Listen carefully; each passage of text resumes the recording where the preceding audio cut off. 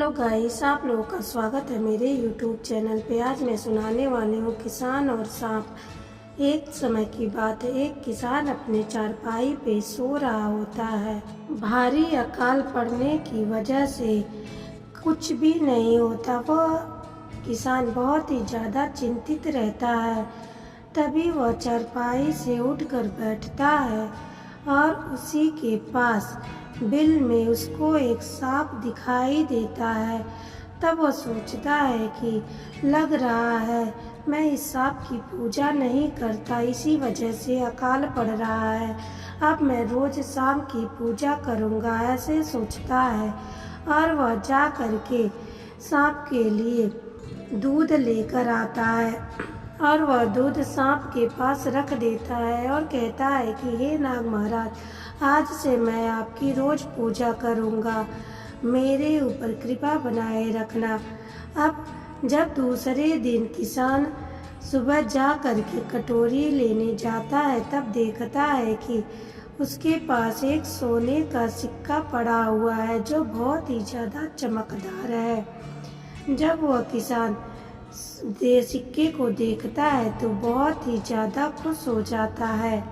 अब वह रोज सांप को दूध डालने लगा और रोज सिक्के मिलने लगा। तभी वह एक दिन किसान गांव से बाहर जाता है, अपने बेटे से बोलता है कि तुम रोज सांप को दूध देते रहना और पूजा करते रहना। उसका बेटा वही करता है, दूध रख देता है। और जब दूसरे दिन कटोरी लेने जाता है तो उसमें एक सोने का सिक्का पड़ा हुआ देखता है। तब वह सोचता है कि यह सांप बहुत ही कंजूस है, इसके पास ढेर सारा सोने का सिक्का है, वह दे नहीं रहा है, बस एक एक दे रहा है। क्यों न इसको मार दिया जाए और सारे सोने का सिक्का ले लिया जाए।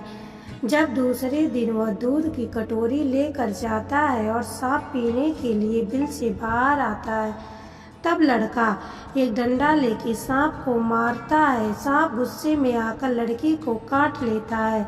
अब लड़का मर जाता है और सांप किसी तरीके से अपने बिल में चला जाता है। अब गांव के लोग मिल करके लड़के का संस्कार कर देते हैं। जब किसान वापस आता है और अपने बच्चे को मरा हुआ सुनता है, तब उसे बहुत ही ज़्यादा गुस्सा आता है और वह सांप के पास जा कर के बहुत ज़्यादा गुस्सा करता है। किसान को सारी बातें बताता है और कहता है कि देखो, उस डंडे को देखो और मेरे सर को देखो, मैं कितना ज़्यादा जख्मी हो गया था, इसमें मेरी कोई गलती नहीं है। तब किसान को उस पे दया आ जाती है और कहता है कि सही कहा आपकी, इसमें कोई गलती नहीं है। और वह दूसरे दिन दूध लेकर आता है और सांप से अपने बेटे की गलतियों के लिए क्षमा मांगता है और कहता है वो लालच में आकर उसने ऐसा किया होगा, उसे क्षमा कर दीजिए। तब सांप कहता है कि उसमें ना तो उसकी गलती थी ना मेरी गलती, परिस्थिति ही ऐसी थी।